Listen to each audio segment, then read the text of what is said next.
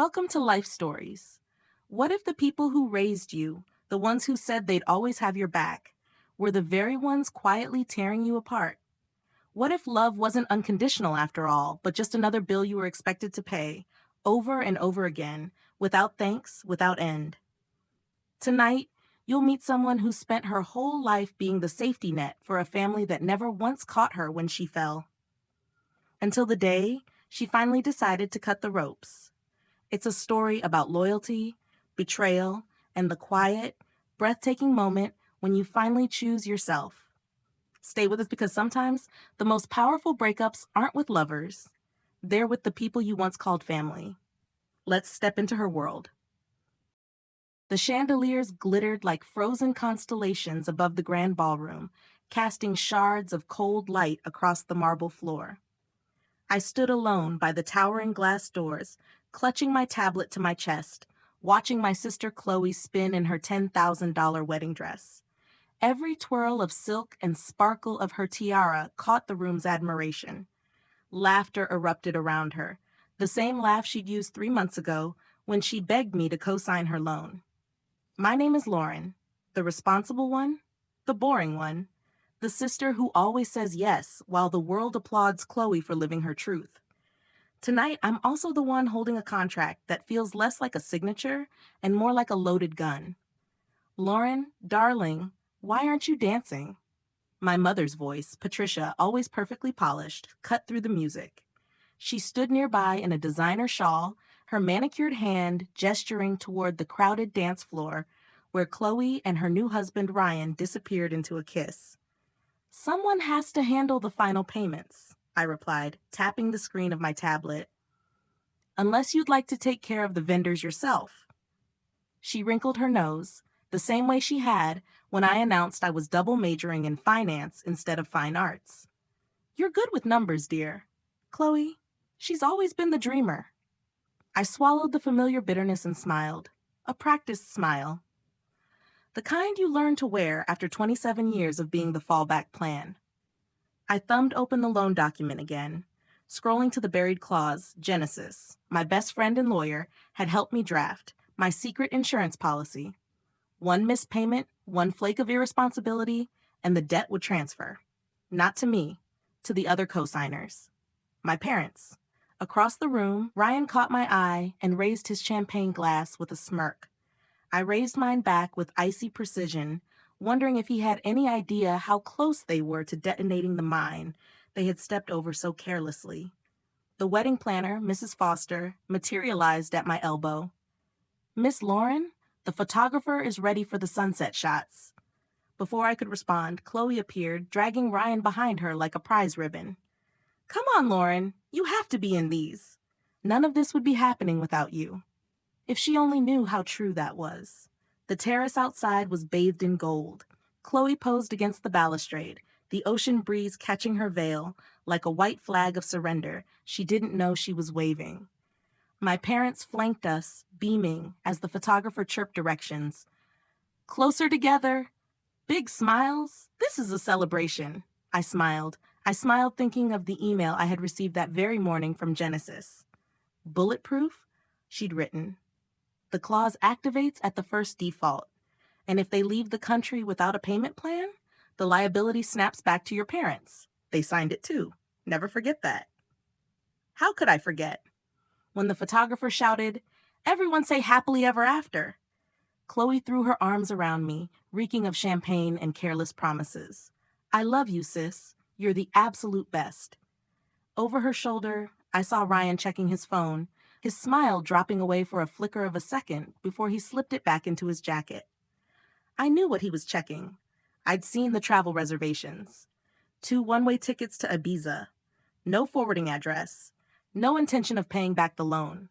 Later that night, alone in my hotel room, I opened the contract again, stared at the page glowing under the sterile hotel light.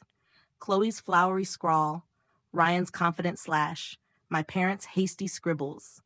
My own name, careful and clear at the bottom, beneath the clause that no one had bothered to read. They thought I was the fallback.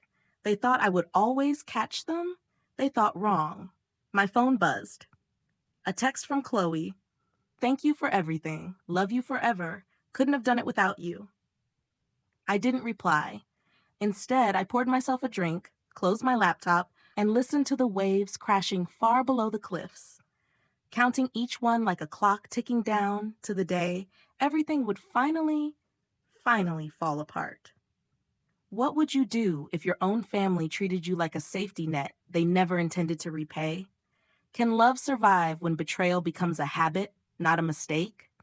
Because by the time the sun rises on Chloe's perfect life, the real wedding gift will already be on its way.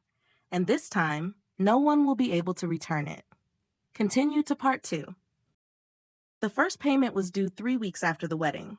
It slipped past without a whisper. No check, no apology, only silence, thick and heavy, broken by my mother's increasingly frantic voicemails. Lauren, dear, the bank called again. Could you just handle it? You're so good with these things. I sat at my favorite corner table at the cafe downtown, nursing a lukewarm latte and staring at my phone's call log. 32 missed calls to Chloe, 16 to Ryan, 48 unanswered texts. Across from me, Natalie slid into the booth, dropping 2 fresh coffees on the table and peering at me over the rim of her sunglasses. Still stalking their Instagram? Without answering, I flipped my phone around. Chloe's latest post glared back at us, a picture of her and Ryan clinking cocktails on a beach somewhere dazzling and far away. The caption read, "Living debt-free and destiny-bound. Blessed new life, no regrets." Natalie's nails tapped a sharp rhythm against her cup. You knew this was coming. Knowing doesn't make it easier, I said, feeling the old, familiar tightness coil behind my ribs. Look what my mom sent me this morning. I pulled up the text. The bank's threatening legal action. Please fix this, Lauren. Think of your father's health. Natalie's eyes hardened. Have you told them about the clause? Not yet. I'm waiting. For what? A miracle? Her voice softened. They wouldn't have waited for you. My phone buzzed again, a voicemail from Chloe. Without thinking, I put it on speaker. Hey, Laure. Sorry it's been so hard to reach us. Wi-Fi here is terrible. Anyway, about those payment notices. I know you'll figure it out. You always do. You're amazing like that. Love you. Oh, and maybe chill with the calls? It's bringing down our vibe. The message ended with a cheerful beep, the kind that made you wonder if she even heard herself. Natalie stared at the phone like it might burst into flames. The nerve of her. I deleted the message without hesitation.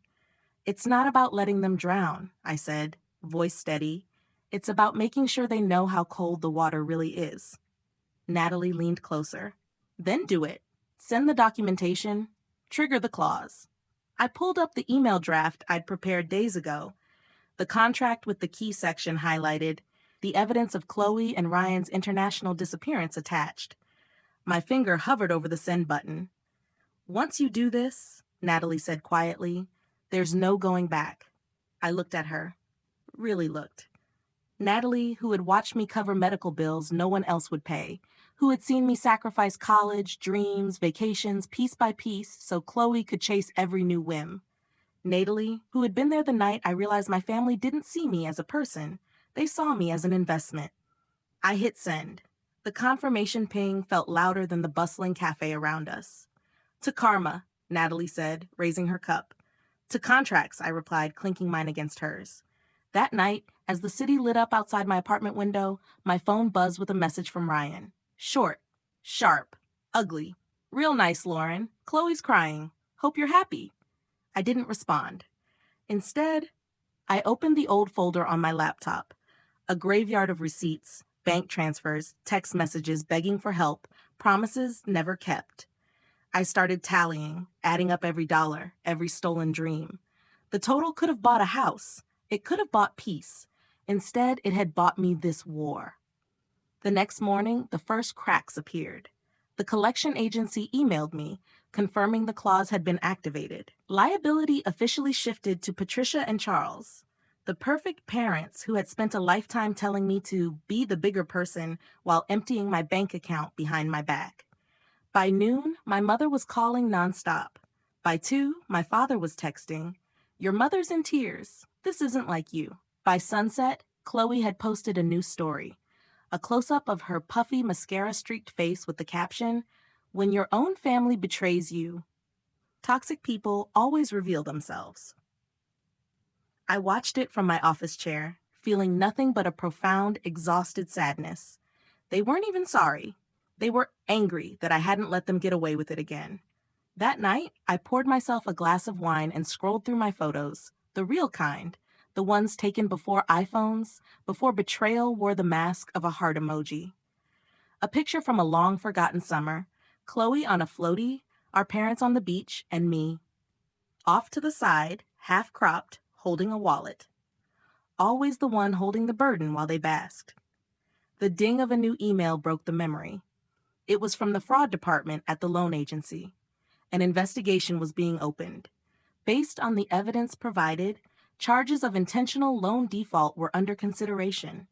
Not just financial ruin, federal charges. I stared at the screen, feeling the weight shift inside me. This wasn't just about paying for their mess anymore. This was about consequences. The kind you can't charm your way out of. And for the first time in my life, I didn't flinch.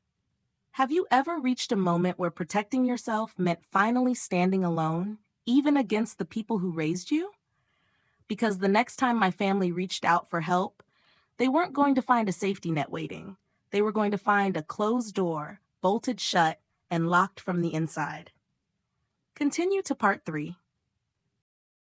The letter arrived on a Tuesday, tucked between the usual stack of bills and grocery flyers. Plain white envelope. No return address. I almost tossed it aside, but something, maybe instinct, maybe habit, made me pause. Inside was a note written in Chloe's familiar, loopy handwriting. Lauren, I know you probably won't even read this, but I need you to know I'm sorry. I didn't realize how much I was taking from you until there was nothing left to take. Mom and Dad are furious. Of course, they say you betrayed us. But deep down, I know the truth. You just finally stopped betraying yourself. I sat on the edge of my couch, staring at the words until they blurred. The city hummed outside my window, alive with people chasing dreams I had once thought belonged to me too. A second sheet fluttered out, a photo, taken years ago. Chloe and me, sitting cross-legged on the floor, faces smudged with chocolate frosting, laughing so hard we leaned into each other, heads pressed together like two halves of the same reckless heart. I didn't remember the photo being taken, but there it was. Proof that once, a very long time ago, there had been love. Maybe it was real. Maybe it wasn't enough. I placed the photo on the coffee table and leaned back, letting the silence fill the room like smoke. The next day, the beach house was officially mine. I drove down alone, the keys heavy in my pocket, the sun burning a pale gold path across the water. The house had always been the symbol of everything I was supposed to inherit, the reward I was promised if I just kept giving, kept sacrificing. Now it stood empty, hollow, a monument to all the promises that were never meant to be kept. I wandered through the room slowly, fingertips grazing the worn banisters, the dusty picture frames left behind. In the master bedroom, the ocean stretched endlessly beyond the windows, wild and untamed. It should have felt triumphant. It should have felt like winning. Instead, it just felt quiet. I found myself standing on the back porch, watching the tide roll in and out, the endless breathing of the earth. Natalie pulled up a few minutes later, waving a bottle of champagne and 2 plastic cups. "To freedom," she said, pouring us both a generous measure. I clinked my cup against hers, but the celebration felt muted somehow, like laughter at a funeral. "They're blaming you, you know?" Natalie said after a while, sitting beside me on the steps. "Your parents, Chloe, Ryan, all of them. You're the villain in their story now." I nodded, unsurprised. "I figured." "Does it bother you?" I thought about it. About all the years I had spent chasing their approval, like a dog chasing a car, never realizing that even if I caught it, it would run me over. "No," I said finally. "Not anymore." We sat there as the sky bled into a deep, bruised purple. Later, when Natalie left, I stayed behind, wrapped in a blanket, listening to the ocean. My phone buzzed once, twice. I ignored it. The world was very good at teaching you how small you were when you stopped serving other people's needs. In the days that followed, the messages kept coming. Some angry, some desperate, some pretending nothing had changed at all. I answered none of them. Instead, I bought furniture. I painted walls. I learned how to fix a leaky faucet. I built a life inside the shell of all the things they had tried to take from me. One evening, about a month later, I got a call from an unknown number. Against my better judgment, I answered. It was my father.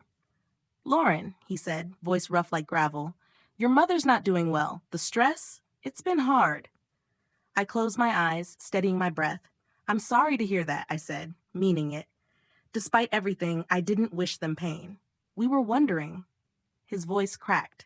"If you might consider helping, just this once, for family." There it was, the old song, the old hook. And for a moment, a brief, painful moment, I almost fell for it. I almost slipped back into the old skin, the old chains. But then I remembered Chloe's letter. "You finally stopped betraying yourself." I looked out at the ocean, vast and merciless and beautiful. "No," I said, my voice quiet but firm, "I'm not your safety net anymore." Silence stretched between us, heavy and unfamiliar. Finally, my father said very softly, "We lost you, didn't we?" "No," I said. "You threw me away a long time ago. I just finally decided to stop waiting for you to come looking." I hung up before he could answer. The tide had come in, swallowing the footprints I had left on the beach earlier that day, washing everything clean. I stood there, feeling the salt air whip against my face, and for the first time in years, I didn't feel trapped by obligation or guilt. I just felt free. And sometimes, freedom isn't a roar. Sometimes it's the quiet certainty that you owe no one an explanation for choosing yourself. I walked back inside my house, the one I owned, the one they couldn't take, and closed the door against the night. It didn't feel like an ending.